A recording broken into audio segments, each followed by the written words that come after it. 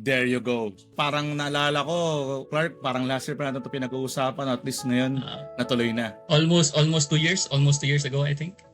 2 years na ba? Ganun na Oo, ba parang katagal? ganun nakatagal natin gustong gawin to.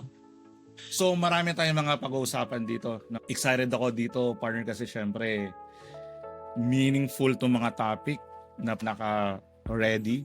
Pero of course, I don't want us to stick lang sa mga topic na to.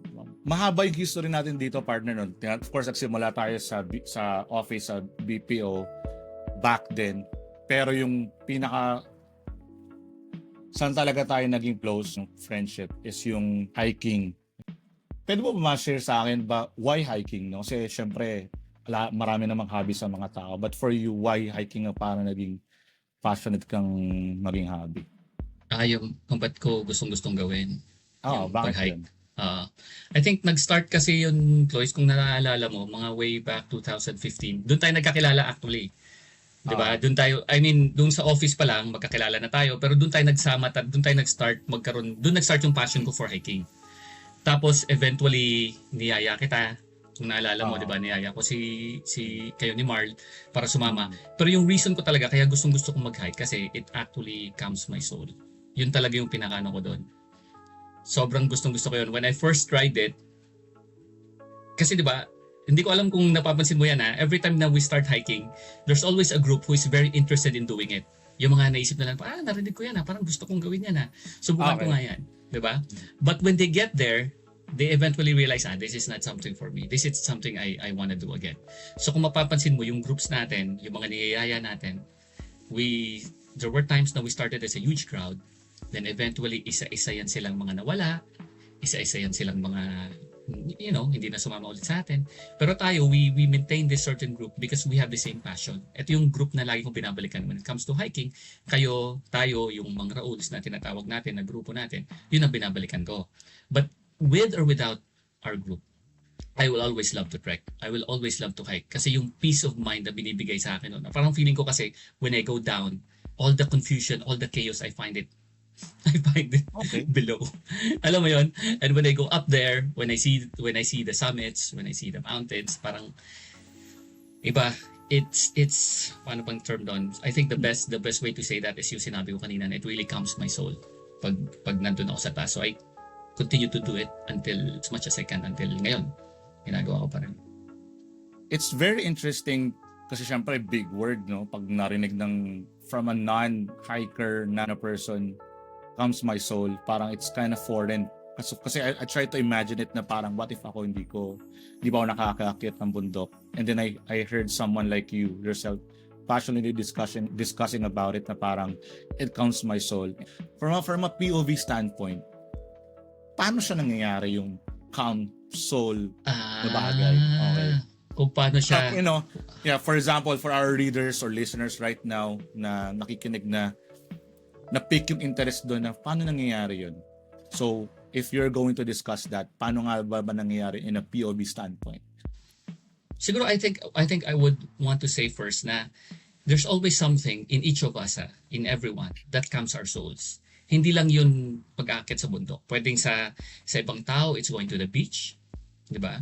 Siguro sa mga extroverts, it's more on like probably, I don't know, I mean, I could be wrong. I'm not an extrovert to begin with, pero siguro kung sa extrovert yan, maybe going to parties or, maybe hanging out with a bunch of friends, parang ganyan.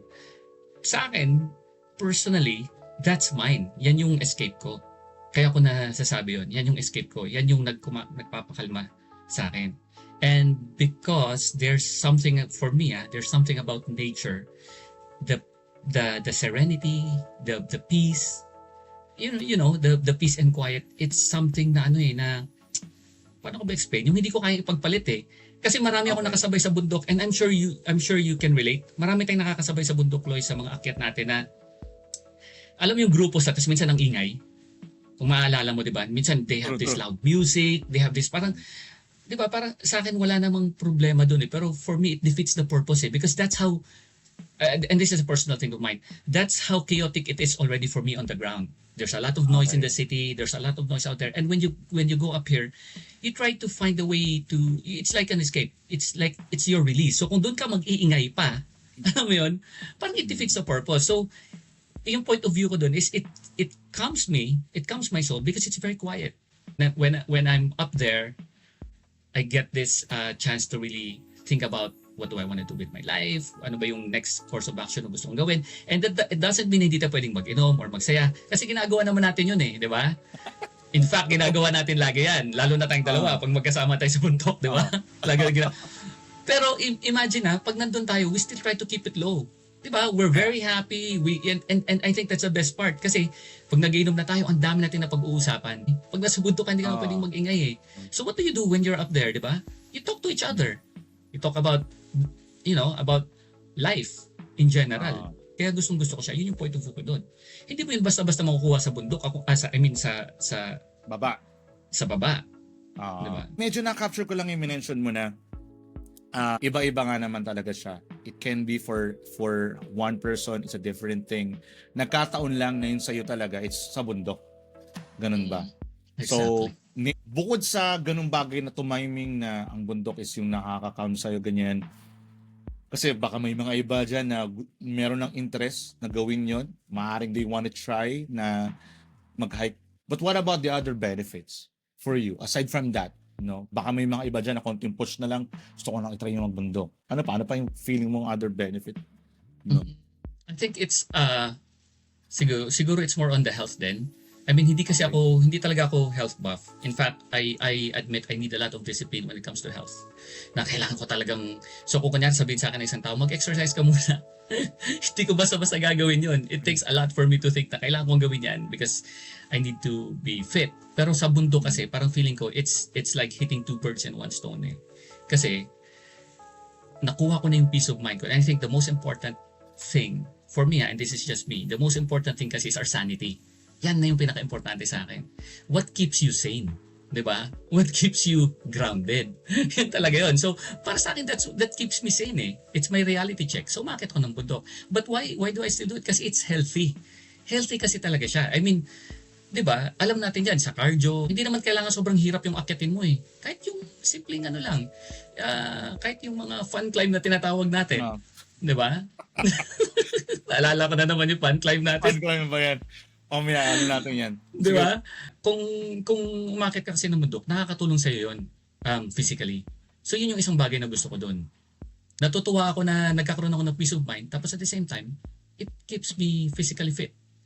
So kung yung mga iba dyan na gusto nilang subukan yung if they want to be healthy, they want to keep themselves healthy, ano ba naman yung once a month umakit ka ng bundok? But I'm not saying that it will it's the solution to keeping yourself fit. Hindi talaga, kasi once a month lang yun eh. Iba pa rin yung nag-exercise ka daily. But I'm just giving you guys an option to everyone else who is listening. I'm just giving you an option na if you also want to do something healthy, di ba? Umakit ka ng bundok. Sa bagay, kasi nga naman, kung ang gusto mo is mahanap yung sanity, yung kumbaga yung makapag-peace ng soul mo, why not that very same activity makakatulong din sa health mo, di ba? Why not nga naman? Parang yun ba yung parang pinopoint mo doon na habang hinahanap mo yung soul mo, at the same time, that activity itself also has a marginal benefit din. Plus, the fact pa na kadalasan sa bundok, yung nandun malinis yung hangin, di ba? What about dun sa idea? I don't know kung na-experience mo na siya. I myself experienced this. Ito naman yung parang if there's one thing na I would like to promote sa hiking, ito yung sa akin naman. Pag nasa bundok ka, iba kasi yung perspective. Ito, akin lang to, partner. And sa mga listeners, iba yung perspective. Marirealize mo how small you are. Especially pag nandun ka na sa taas. Makikita mo you're just a tiny speck lang sa malaking bagay. And it makes you humble. Para sa akin, kailangan ko yun. Diba? What's your opinion on that? At some point ba na-feel mo yun na parang sometimes it makes you grounded, makes you parang recheck kung ano yung mga maraming bagay-bagay. Thoughts mo doon, Clark? Actually, I think I like what you mentioned about the teka lang.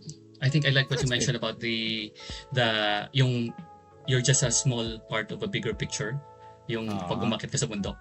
Ang sa akin siguro ang words ko doon, ang gagamitin ko doon, it's more like when you get up there kasi, I can relate to what you're saying. You become so parang I'm looking for the word. I become so grateful. When I am up there, I become so grateful kasi parang feeling ko, it's you tend to realize that there is parang kang, ano ba magandang term? Parang heaven on earth. Alam mo yun? Okay. Pag nandun Okay. ka sa taas, and this is not to preach ha, kasi ayoko maging preachy tayo dito eh. Pero it's more like, Totoo. when I am up there, I realize the beauty of what the Supreme Being has actually created.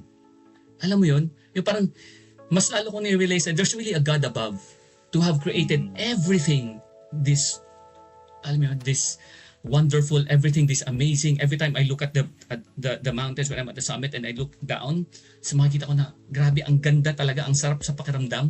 Not just the air that you breathe, but it makes you really be grateful that you are alive. It, alam mo yun, parang, paano ko ba explain yun, Cloys? I'm sure you can relate eh, di ba? Yeah, yeah. Kasi yun, gustong-gusto ko yung sinabi mo na yun eh.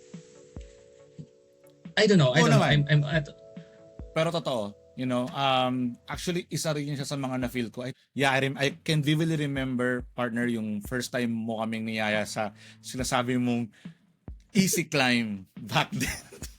When you invited us, me and Marl, sa unang-unang climb namin with you guys, ito yung Mount Lagyo. And I don't know if you can remember, partner, ang Lagyo. Maganda yung summit niya. Like 360 yung view ng summit niya. ganda. And Ganda. I felt the same thing that you were saying, na parang magiging feel grateful ka na, wow, ito pala yung creation. Ito pala yung, of course nakikita mo naman yung creation through a lot of things like pictures and all that, but seeing it yourself na nandun ka, feeling the Yes. hangin, you Yes. turn around, you still see like ang layo pa ng view na makikita mo. Is that what you were, Yes. what you're referring to? Ba? Parang, Yes. Exactly. man, it's so beautiful. Okay. Yes, Okay. yes. Alam mo yun, sometimes I'm at a loss for words whenever I feel so grateful. Di ba? I mean, sabi ko kanina, I don't wanna sound preachy, pero whenever I feel so grateful, I'm at a loss for words. Mm. Na parang, this is what the Lord above has actually created. Di ba? And we are just but a small part of it. Mm. Totoo. Di ba?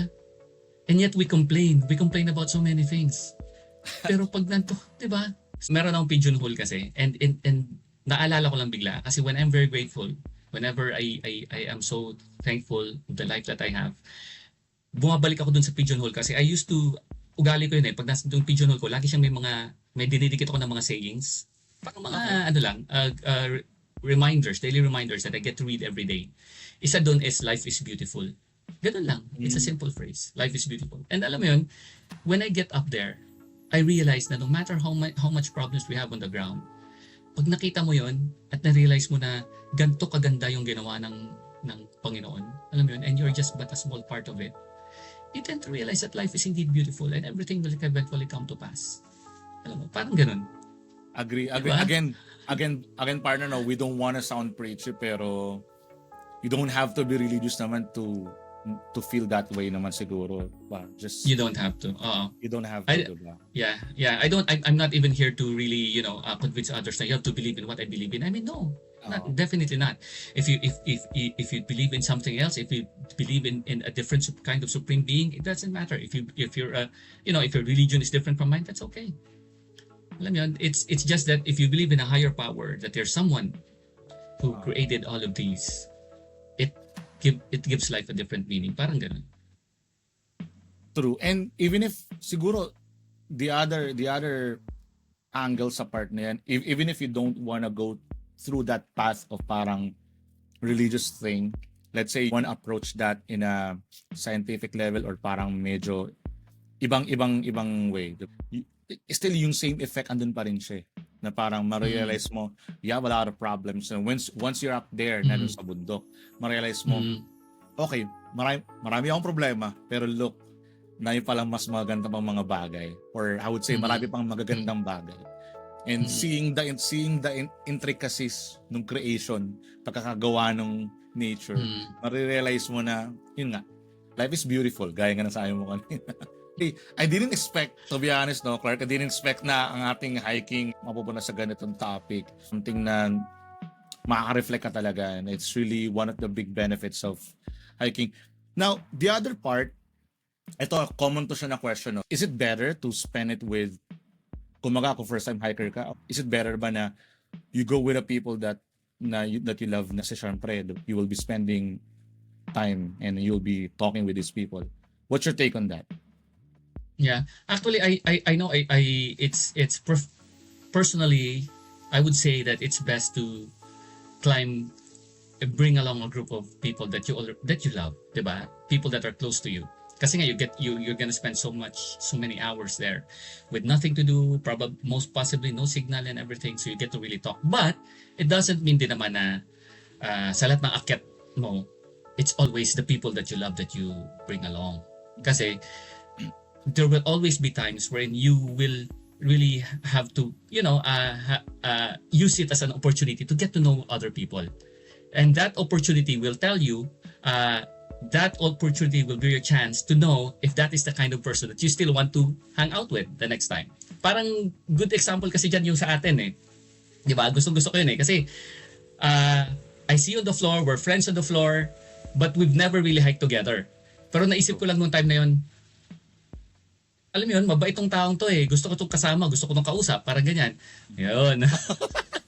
kaya nung when I needed more people on that certain climb, nung time na yun, na kulang pa kami sa head count, kaya di ba nag-post ako, kaya niyaya ko kayo. And from there, if I didn't do that, if we didn't have that chance, then probably we wouldn't be, we wouldn't be this close. Baka hindi ka or kayo ni Marl kasama dun sa group na meron tayo ngayon. Okay. Baka hindi mo makikilala si Berto. True. Diba? Or si Ruby. Or si Rhea. Lalo na. Yung mga yun. Yun pala, banggitin ko lang. Yun. Shout out. One of the few people that are very close to me. Diba? Since my younger years. Yung mga yan, binanggit ko na yan. Hindi mo sila makikilala. But look, right now, diba? You're very close to them too. So parang ganun. Hindi naman pwedeng lagi na lang pag umakyat ka kailangan should be people that I love all the time. Of course, use it as an opportunity to really get to know other people too. Okay, kumbaga it's okay, maganda siya na kasama mo umakyat is mga tinatawag na tropa mo na. Okay din minsan na mag-take ng risk na yun ba, mag-hike kasama sa mga taong hindi mo pa ganun ka-close.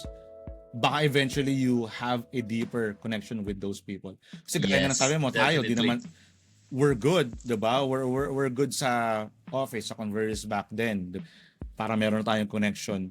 Pero hindi pa ganun ka solid compare ngayon. And if you, gaya nga you mentioned mo kanina, probably if you didn't take that risk na invite kami ni Marl, hindi tayo magkakakilala. We wouldn't have this parang solid na friendship na meron tayo ngayon. Tama ba yan? Partner? Yes. Yes. Na-mention mo galing kanina. Mo tama ba? Pero na-mention mo kanina, sabi mo niyaya mo kami kasi kulang pa kayo sa head count. Yung ba yung dahilan? Akala ko niyaya mo kami kasi may dalawang nag-back out. Ano ba talaga? Kulang pa kasi talaga sa head count. Kulang pa tayo sa head count noon. Actually, to be honest, tama ka rin naman doon. Kasi meron talaga kaming tawag doon? Targeted number of people na kailangan dun sa climb. And that's how it usually goes. Tapos yung iba, hindi sila early pa lang nagsabi na hindi kami pwede. So parang since I still had time to invite people over, why not invite people na alam mo na yung kumbaga hindi man kayo ganun ka-close pero friends mo na. Okay. So tayo yun kasi tayo yung nagkikita sa office, tayo lagi nagkukwentuhan. So sabi ko, tingnan ko nga kung sasama kasi alam ko umaakyat ka na eh. Oh, yeah. 'Di ba? Pero yun nga lang hindi pa tayo nagkakasama. Medyo nagsisimula ka pa lang doon eh. True. Ayun. And then you introduced me to lalo ko naging ka-close si Marl after that. So yun. And just to say, just to use this opportunity, I will always thank God na may nag-back out sa grupo mo at na-invite mo kami. Kasi if that didn't happen, then wala tayong, I would say, friendship na yung grupo natin ngayon. Kasi hindi ko may kilala yung mga mararaming tao na Marl and I considered na parang close friends talaga.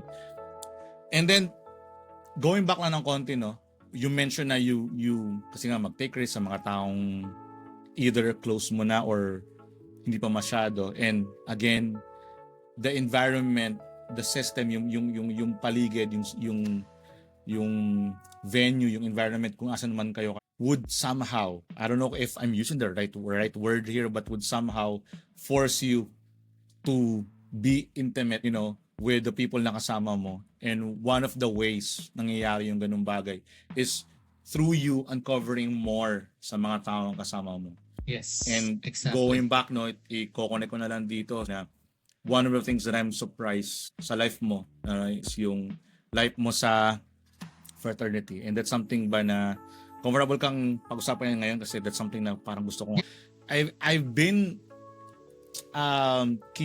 curious, parang curious na akong tanungin din to, and baka kasi may mga taong like me na curious din sa ganitong bagay and wanna know more about sa ganyan. Comfortable kang ma-mention yung group that you are affiliated with, Brotherhood? Or, Oh yeah, sure. so you're part of So, what again? Sa UP Triskelions, most people know that as Tau Gamma Phi. Yun, mas kilala siya doon. So I'm part of the Triskelions, but I joined when I was in UP.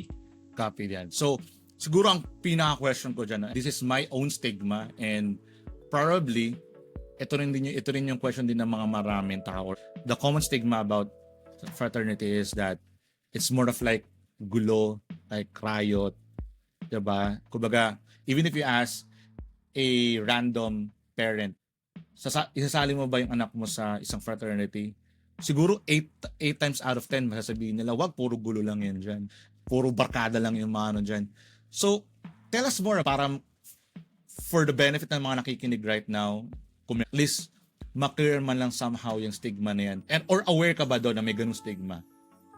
Tell us something about that, partner. So, I think I'm dun sa stigma partner, no? Dun sa stigma, Cloys, I'm very much aware of it. Kasi,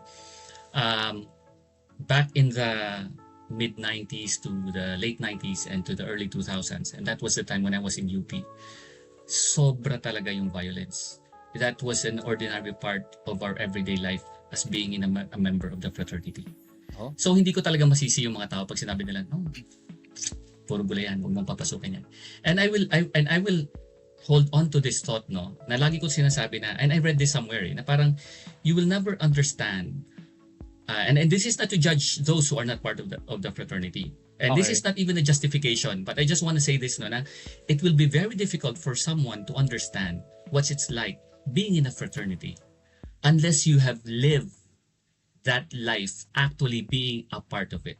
Okay. Alam mo yun, mahirap talaga ipaliwanag because from the outside, what you will actually see is people would usually ask me, what's the benefit of getting, of being a part of it? And it will be very hard to justify, lalo na kung kagaya ko na I'm a 90s kid na talagang danas ko lahat ng violence when I was a part of it. And maybe this is not the right time to actually, I know you know some of my stories about it already, pero maybe this is not the actual, not the right time. Maybe we can talk about some other time. But I wanted to really say na, in spite of all that violence, there's a lot of, how do I say this? I don't want to use the word advantage, but more like, for me, it was a blessing. For me, it was my saving grace. Because the kind of life that I've had, alam mo yun, it's not the ordinary kind of life na parang normal student, alam mo yun. Aside from what I've been through when I was in high school, aside from not being in a normal home, alam mo yun, parang hindi naman kasi ako lumaki sa, I grew up in a broken home and in a broken family. As early as 15, I was already working. I was a working student when I was in high school. I was a working student throughout college. And this, para sa akin, the life that I had, the fraternity had a big role in it.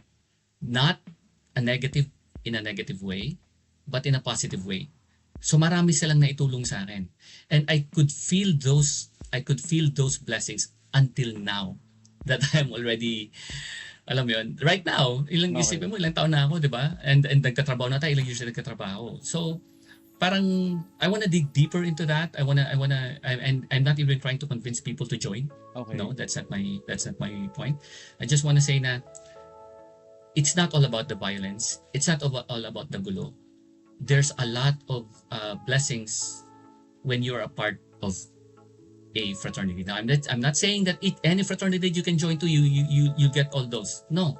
In fact, yung Tau Gamma, yung Triskelions, di ba? That's one of the, to most people, that's one of the most violent.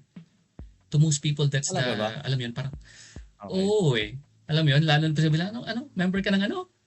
Tawag ka di ba? People would like, my God, ba't ka pumasok? Di ba? That's how it is eh.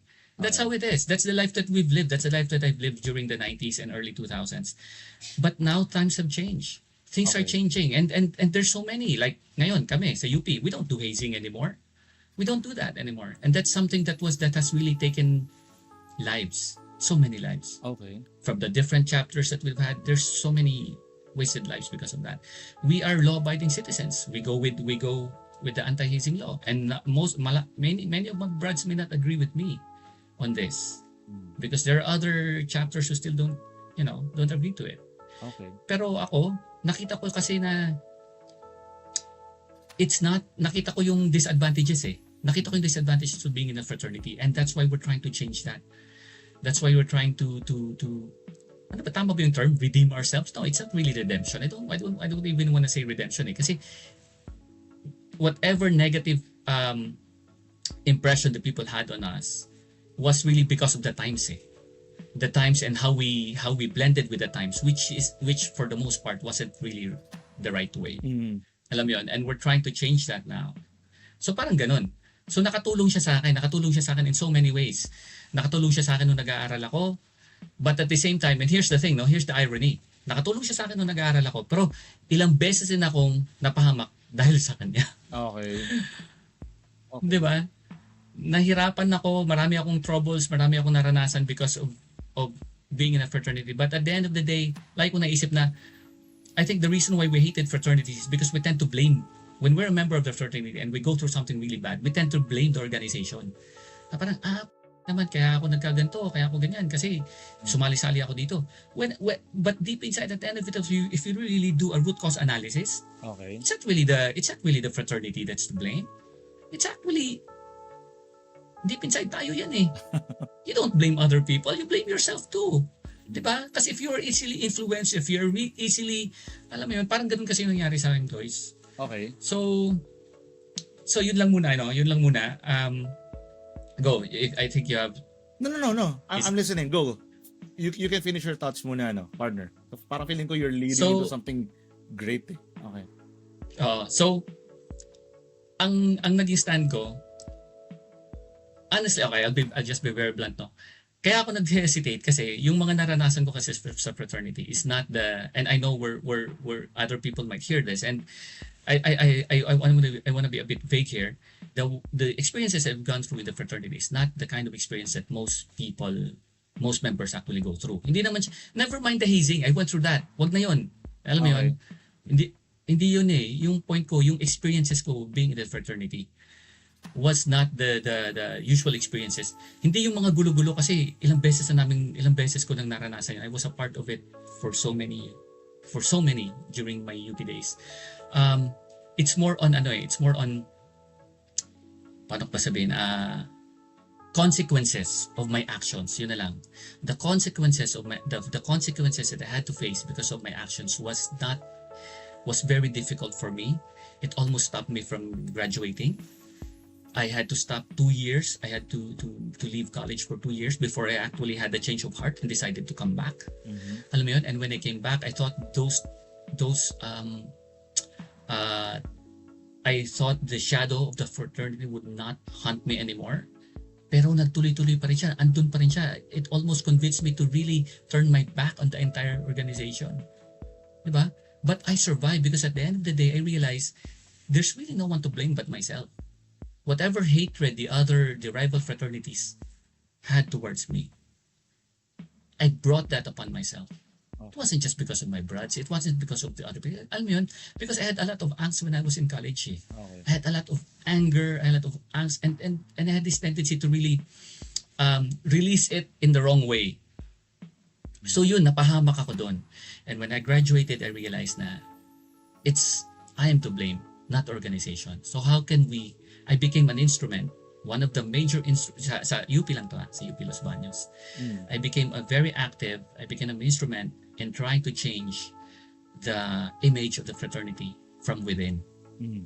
So, alam ko aware ka, Chloe, dun sa outreach na lagi kong ginagawa. True. Diba? True. There's this outreach programs that I do every year. And how did that start? I became a president. I became a president of our alumni association.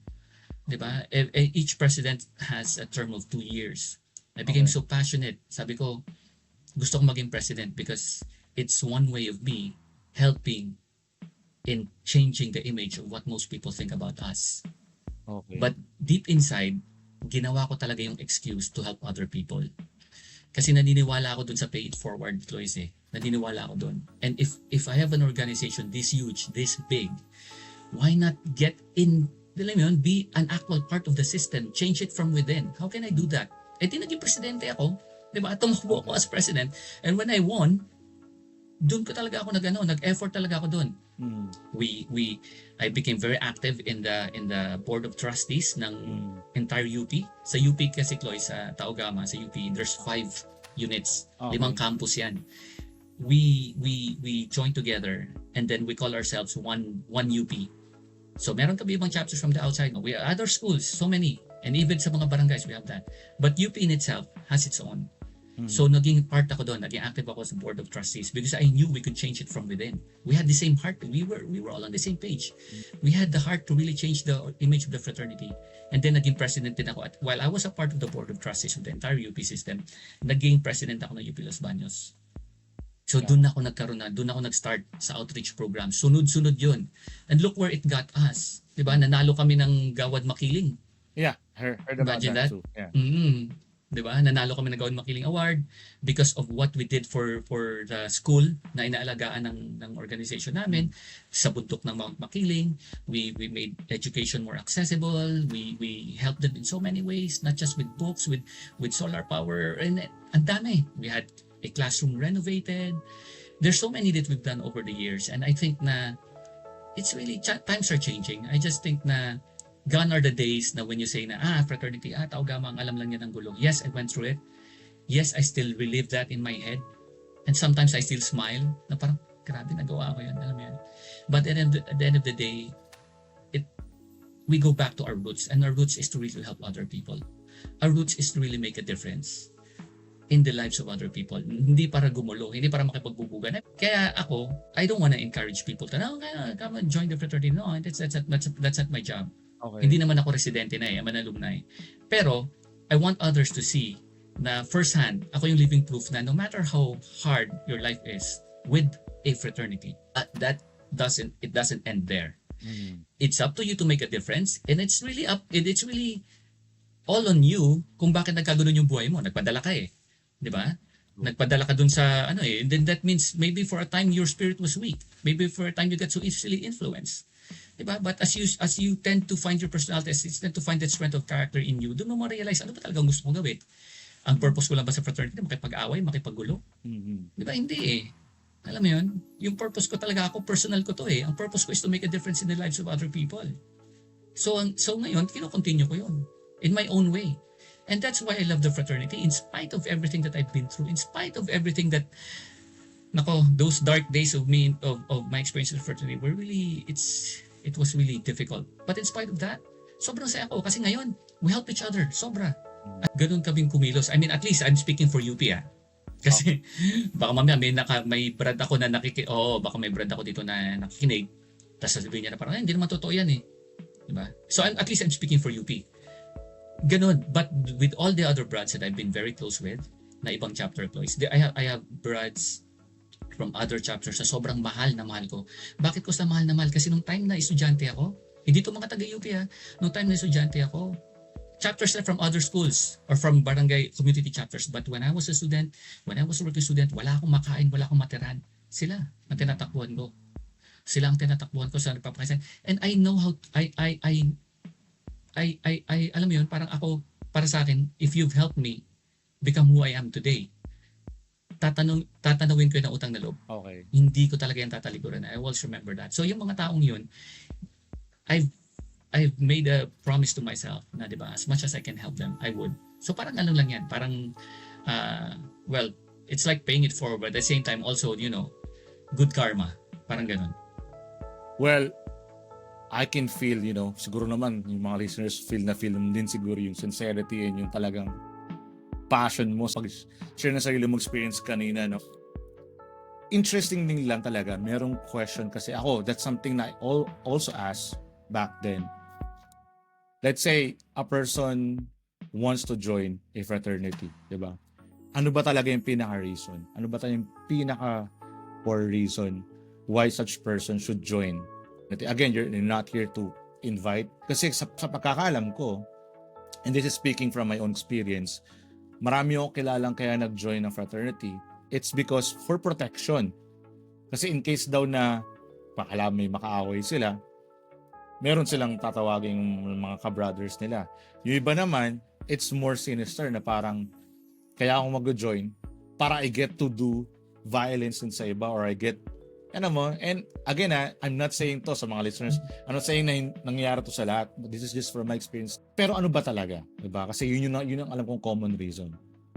So with your experience coming from someone na nasa alumni talaga, naging presidente pa for 2 years, ano ba talaga yung, let's say, pinaka core objective reason, benefit, why a person such join a fraternity, especially Tau Gamma? Siguro sa akin, Cloys, I want to start by saying na I joined the fraternity for the wrong reasons. Okay. Doon ko sisimulan. Okay. And I think I'm one of those people who was blessed enough to survive those times, those dark days. And then, come to a realization na dapat hindi ko ito ginagawa. Alam mo yun? Dapat hindi kami ganito. So parang ganon. So balikan ko yun. Why did I say I joined for the wrong reasons? I was very young. Diba? I was a freshman in college. Tapos, I had a lot of angst. I had a lot of aggression. And I just felt na I needed an outlet. Alam mo yun? And an organization who will accept me for who I am. So, dun pa lang alam mo na mali Dun pa lang parang, if that's the kind of mindset that you have, imagine where you will find yourself. Diba? I always find myself in trouble when I was in college. Kasi nga, I had that mindset. It was an excuse. Ngayon, kaya kong sabihin yan. Pero noon, when I was young, I was in denial. Hindi ko sasabihin yan. Okay. Na, diba? Kasi you're young and you're so, paano ba sabihin? Immature. Diba? Like I said, I joined for the wrong reasons. Pero ngayon, na-realize ko na parang, dati, lagi kong i-justify. Every time I get into trouble, I will try to justify it. To put myself in the right situation. To put myself for me to convince myself na tama ako. But now, as I grew older, I realized na parang all of that was an excuse. It was an excuse for me to find an outlet to, alam mo yun, with all that rage, I needed an outlet, parang gano'n. And it's wrong. Di ba? Because I was one of the lucky ones. I was blessed enough na hindi ako nakakulong ngayon. Di ba? Okay. Parang gano'n. Because I have brands na nakakulong hanggang ngayon. I know people na hindi na nakaalis, hindi na nakalabas. So parang gano'n. I'm not one of those, but it could have been me. So parang gano'n. So mali talaga. Now, going back to your question, what's the real reason why do you want to join a fraternity or an organization for that matter, diba? Because there's a lot of fraternities in UP. And a lot of these fraternities are good. Honestly. And I'm not being biased to just the Triskelions. I'm being, ano ba tawag doon? I don't want to use the word bias, but I'm a witness kasi to the advantages of what you can give you. Okay. So kung ako tatanungin mo, when you join a fraternity, it's to build your strength of character. It's to make you, it's supposed to be positive. Okay. No, it's supposed to build your personality. Hindi ko sinabing wala kang personality pagpasok mo. But when you're young, it's normal. Parang ganito lang yan Pag pumasok ka sa college, di ba? Hindi lang naman fraternities ang organizations There are academic organizations, there are socio-civic organizations, di ba? So for example, you love, let's say, you love movies, for example, or you have a certain passion, you join an organization that shares the same passion. Parang ganyan. Now, why fraternity? Kasi the passion of fraternity, the idea of it is that brotherly love, that kind of mindset na you're in a place na kahit wala kang totoong kapatid, you are surrounded by people who will treat you like their own, who will treat you like a brother. However, it was used in the wrong context. Okay. For many years, it was used in the wrong context, diba? Na tipong kapatid kita kahit mali ka. Okay. Diba? Okay. Kampian, diba? Parang naging ganun and it became too violent. The culture became very violent. It was, kaya nga sabi ko, but mid-2000 siguro nag-start yun, the rumbles, the frat wars started to die down.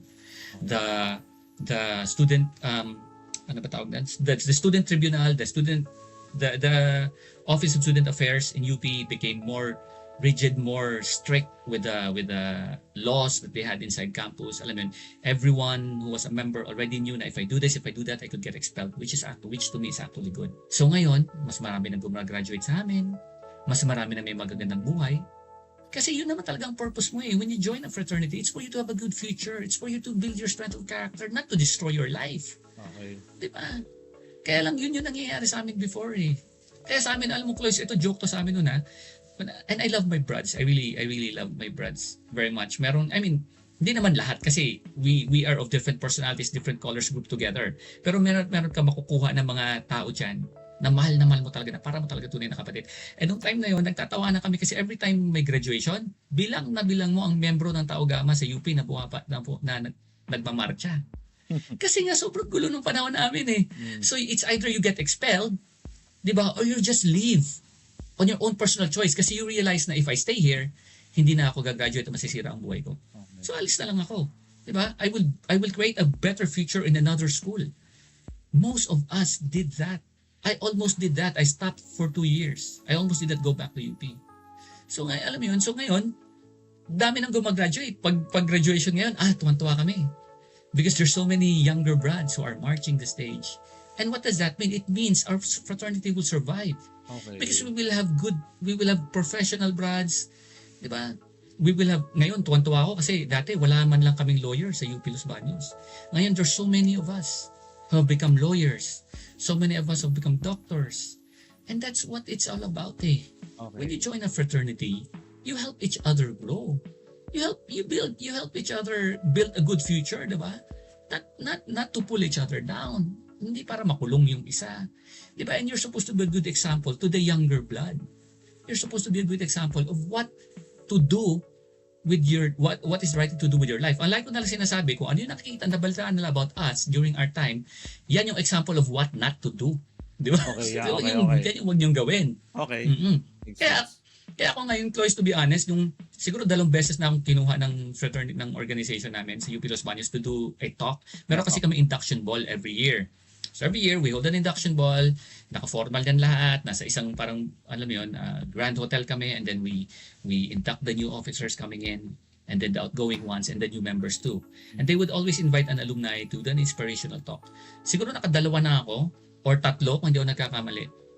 And my stories are always the same. My own experiences, and how not to, alam mo yun, how not to destroy your life. Parang ganon. Or how to make a difference in your own life. How to do it differently. How to make something out of your life. Yun ang lagi kong testimony kasi nga naranasan ko yun. And I hope the other listeners who we have right now will also realize na the fraternity is really not a bad thing. Yes, for a time I admit there was really a time that being in a fraternity was really a stigma and nobody really wanted to join. But times have changed. People are different now. There's a lot of good things about being in a fraternity. It's not just about the connections, but believe me, the connections itself can help you a lot. But it's not just about that. When I say connections, it's more like you need a good job. You need a job when you just graduate. Network, kumbaga may network. We have a lot. Network, exactly. Di ba? May network na eh. So, a brother of ours is a CEO for this or a director for this company and he needs people who can join. Di ba? Parang ganon. So, it helps. It helps. So kumbaga, kasi I'm trying to process everything, no, and trying to i-squeeze siya into an idea na pwedeng easily ma-access ng isang person na baka gustong malaman kung, or at least ma-clear yung stigma, or baka may interest mag-try, magsumali sa mga organization. Pero what you're saying is that the fraternity itself, okay naman talaga yung pinaka-objective niya kahit noon pa. Ang pinakaiba lang is that noon, it was used for a different purpose. Kaya hindi siya okay. Now, mention mo ilang beses na that was before. So now, kumbaga hindi siya nagbago in a sense na we change the purpose. The purpose remained the same. Ang nagkaiba lang ngayon is that the fraternity, at least sa grupo na meron ka, like the Tau Gamma in UP, is that you're trying to go back to its original purpose naman talaga. Yes, Ganun it's back ba? to basics for I don't know kung that's something na iba na ngayon. Mostly ng mga org ngayon, ganun na siya ngayon na hindi na really more reflect the violence and gulo. Yes. Yes. You can also say that. Yes. Kasi baka iba they want to join a certain organization but it's not Taogama. Baka ibang Yes. org. Baka isipin kasi nila, ay baka naman sa org na Taogama lang yan and UP lang yan. So, can you also parang, I'm not saying assure kasi we cannot be right all the time, di ba? Pero masabi mo naman siguro na times have changed na nga talaga and most of the orgs nowadays are now going back to the roots naman talaga why we're doing it. Yes. Actually, I want to add to that, no? Tama ka doon eh. I cannot assure because I speak for my organization. So hindi ko kayang sabihin kung ano yung nangyayari sa iba mga for example, sa ibang fraternities, di ba? Hindi ko kayang sabihin 'yon. Pero kaya ako nasasabi na times have really changed. Kasi nga even in UP alone, the reported frat wars is so few. Okay. Sobrang dalang kung meron man. The fights that you get to see, the violence is so minimal inside campus, which is the total opposite during my time. I'm trying to wear the hat of a person na trying to know more about it and at the same time might have the interest to join. No? So you were saying na siguro if there's one benefit, of course there's a lot of benefits, but if there's one benefit na pwede nating ma-pick agad and this is something na probably the good reason for you to join is yung sense of community talaga ng brotherhood. Can you expound more why siya maganda? Kumbaga, do you have a certain experience na bukod lang sa gulo na brother, may kaaway ako at pagtulungan natin, breast baka natin. Pero sa ibang bagay naman na more and positive, di ba? Meron ka bang certain experience na parang when you were a student back then, nakatulong sa'yo yung group in a good way? Kumbaga na-exercise yung brotherhood. Do you have any? Okay. Yeah. So as a student muna, kasi sabi mo you were a student. Okay, as a student, balik ako yan. When I was a student, and I think this is not just happening with our organization, but with all other organizations. One of the benefits of being in one is that you help each other academically. Gustong-gusto ko yun. Kasi when I was a student, we actually kept like for example, simple na natin books for example. You have senior brads who have books from from other subjects or alam mo yun, that they know might be an advantage or can be used by the younger brads. We keep it. Whether kahit hindi pa namin alam kung sinong kukuha nito, sinong mga kailangan nito. Kasi iba-iba kayo ng kurso eh. Siyempre, hindi naman, but there are general courses wherein everyone has to go through. So, nag-share kami. Nagtutulungan kami. So, kung ano man yung meron ka na hindi na gagamitin, na nagamit mo na, pwede mo ipasa sa mas bata. Diba? That's a very good advantage. That's just one. And like I said, even the other organizations are doing this, I'm sure. Okay. Ginagawa nila yan. Okay. Tapos, another one is the exams. Ito, natatawa ako dito. At least nung time namin, bawal kang magkabagsak. Kasi pag nagkakaroon ka ng bagsak, nagkakaroon ka ng disciplinary action. And remember, during my time, and like I said, wala pa namang mga anti-hazing law noon, or well, at least meron na, pero hindi pa ganun ka rigid pa, hindi talaga na-enforce na maayos. Kung yun yung gusto mong future para sa sarili mo, kailangan paksa mo yung mga exams mo. Kung wala kang pakialam at lagi ka lang nagiinom, lagi ka lang lasing, hindi ka papasa. Diba? Don't you think that you will be more beneficial to organization kung makagraduate ka? And it's not just for organization but for yourself. Kasi lagi namin sinasabi na meron kami inside the organization, we always say na the top priority should always be God, family, and then your organization. It's never number one organization, number two family. No, it's never like that. It always has to start with God, family, and then organization. So, di ba? Kailangan mong, you have to be something. You have to make something out of yourself. Yun nga, kung bagsak ka ng bagsak. So, advantage yun. As a student kasi tinanong mo ako, advantage yun. Kasi ayaw mo masaktan eh. So, ipapasa mo yung mo. Exam mo, no? Sa exam mo. Di ba? So, yun. Tapos, yung iba na lang, which is, I think that in itself is already alam na natin na overall niyan is helping each other to become better people, become better individuals. But aside from that, dun sa mga naghihirap na mga kapatid namin, na mga brothers namin, yun, isa ako doon. Yun yung naranasan ko. They give me shelter, they give me food to eat. I have a brother of mine, I don't want to mention the name, na sobrang mahal na mahal ko kasi he's older than me few years, pero nagkataon na meron kasi isang apartment. They own an apartment. in near the area, near the sa labas ng campus. When I had nothing, nowhere to stay, no money to pay, he took me in. Okay. He took me in. Naging ka-close ko yung nanay niya. Alam mo yun? Parang ganun. Alam mo yung mga little things na ganyan, malaking bagay yan eh. Kasi when people help you, you will feel na you can make something out of your life because someone actually believes in me. Okay. Diba? Eh kung itong brad ko na to, itong pamilya niya, sobrang tumutulong sa akin, bakit ko sisirain ang buhay ko? Bakit ko, diba, tinutulungan ka na nga, tapos magpapabaya ka pa. Parang ganun. Makes sense. Diba? Oh. Diba? Kaya yun, those are the little things. Grabe yung mga naitulong nila sa akin Yeah. yung times na yun. Super interesting and super insightful. And those are din by the reason, you mentioned kasi na ang dami mo nakuwang help, di ba? Not just during your student days but also now.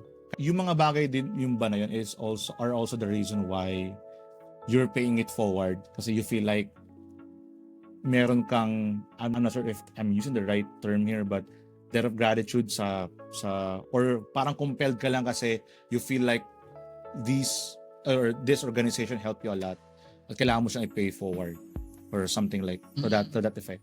Yeah, in a way you are right, but it's not just the organization. I've always had this I've always embraced the idea of paying it forward. Okay. Kasi Nasa'yo na siya mismo. bago pa lang Nasa'yo na siya mismo. kasi bago pa lang throughout my life, sobrang nomadic kasi ng buhay ko, Cloys eh. Sobrang, alam mo yun, I was for the most part of my life, my dad I've never experienced being with my dad. Okay. And then my mom was in and out of my life. Parang ganun, bata pa lang ako natuto maging independent. So doon ko na embrace yung pay it forward. When I graduated from high school, tas tinulungan ako ng high school advisor ko. And that's a different story from another time, no? Pero nung tinulungan niya ako, sobrang ano yun. Sobrang na-embrace ko yung idea na paying it forward. Kaya when I got into UP, at nag-join ako ng organization at nakita ko kung paano lang tinulungan, maraming beses ako napahamak ha. To be honest, that's a different story. Pero ang dami din. Oo, pero alam mo yun, at the end of the day, lagi ko iniisip, ano ba yung do I count the negatives or do I count the positives na nangyayari sa buhay ko? Kasi if I dwell on the negatives, that's going to happen. Okay. Diba? I'm going to experience that self-pity and bring myself down. But if I focus on the positives, diba, kahit hirap na hirap akong graduate ng high school, meron akong advisor na tumulong sa akin. Kahit hindi ko mabayaran yung tuition ko ng high school, meron akong advisor na naghingi ng tulong sa mga teachers para pagtulungan yung tuition ko para lang ako makapartya. Wow. Yung mga bagay na ganyan. Alam mo yun? Magre-reklamo ba ako o magpapasalamat? Okay. So yun, binibilang ko yung positives na nangyayari sa buhay ko. Kasama na ngayon yung organization.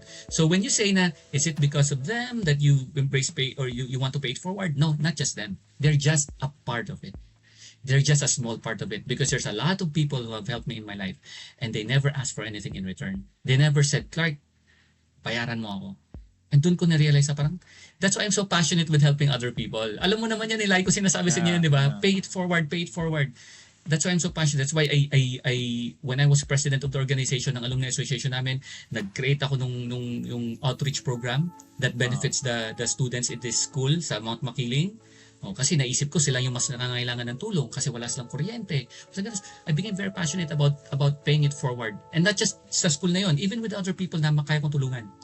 Gumagawa ko ng sarili kong paraan kasi nga, para sa akin, tulong ko na lang to dun sa mga taong tumulong sa akin na hindi man lang humingi ng kapalit. Okay. Ipapasa ko na lang sa iba, tapos tulungan ko sila. Ganun. Hindi lang, not just because of the organization. Yeah, exactly. Diyan ako actually gusto kong mag-lead, you know.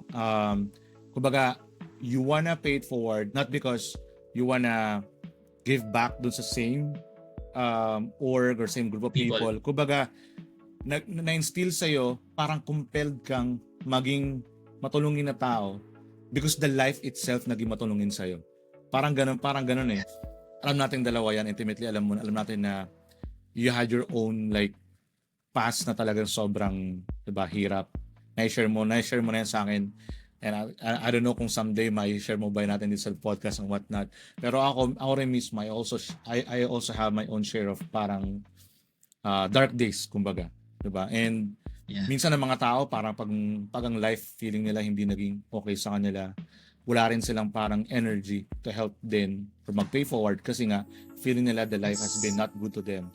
Pero going back, as sa mention mo, kahit pa gano'n ka dark ang days mo, just have to pick and choose mas marami pa rin talaga yung positive kung tutuusin lang eh. Kung titingnan mo talaga siya in a bigger Yes. picture. And that alone Yes. can compel you to be a grateful person and of Yes. course the consequence maging helpful na person. Tama ba? Tama ba 'yun? Galing mo doon. Ang galing mo doon, partner, ha? Tama ba? yun. Tama ba? Yes, yes. Yan. Tama, Ayos tama. yan. So, ganito, partner, no? Marami na tayong napag-usapan. Solid naman din yung mga napag-usapan natin. Quick lang, no? How do you feel about it sa mga topic natin? Hiking, just a quick highlight lang. It's a good thing. People should try it. What about you, partner, sa hiking? Yeah, I agree, partner. I think just to to remind our listeners na din, no, na hiking, it's not just good for your health, it's not just good for your well-being and for your peace of mind, it's also good for your soul. Soul, yeah, exactly. And of course, no, yung very juicy na topic natin, yung stigma and fraternity. So, pinaka-highlight here is that's true. But that was before. It's now different and people should not fear, kumbaga, joining if they have an interest. And of course, wag din i-judge lahat kasi hindi naman lahat. Tell us your highlight about that topic, partner. Going back, no, kung ako, if I were to, recap briefly yung sa organization or sa fraternity, I would say na now is the better time to join than before. Times have changed, the culture has changed, and I know I'm only speaking for my organization, and of course being in UP, so hindi ko alam yung sa iba, no, minsan sa ibang schools they tend to have a different culture, but at least dito ngayon, sa amin sa UP Triskelions, times have indeed changed. I would say that this is a better time, a perfect time to join, and you get to reap the benefits of being a part of one. Awesome, So, awesome. All right, so yung what's next naman sa atin, no? Of course, this is the first natin na podcast na matagal natin pinlano, but definitely will not be the last. So meron pa tayo next natin na session and we will be discussing a lot of things. Of course, meron akong mga naiisip. For sure, may mga naisip ka rin na gustong pag-usapan. Pero I'm also inviting din, kung meron man tayong mga listeners, kung meron kayong topic or question na gusto namin pag-usapan, i-discuss dito, you wanna know our insight about those things, feel free to comment, to PM me, or kung friends kayo ni Partner Clark sa ecosystem ng friends niya, PM nyo siya, pare, maganda pag-usapan nyo to sa next new session. Diba? Actually, looking forward ako doon. Saan ka looking forward? Sa mga topic? Next topic? Sa mga topic na pwede natin pag-usapan. Marami tayong ma-reveal. Exactly. Kailangan maging careful. Pwede naman mag-edit eh. Pwede naman maging careful, pero kung di mapipigilan, pwede naman mag-edit. Pero yon. Thank you lang din sa mga nakikinig sa atin. Of course, partner, thank you sa time. Hindi madali maghanap ng time para maituloy ito, but of course, nai-rouse natin. And invite mo lang din siguro yung mga kilala mo na kung meron sa time. Lalo na dun sa mga nakikinig, lalo na sa mga brads ko, there's a lot more that we will be talking about. So yun, I would invite the others to really listen in. All right. There's so many more interesting topics that we can talk about. True, that is so true. All right. Peace, guys. Thank you so much for listening. Bye-bye.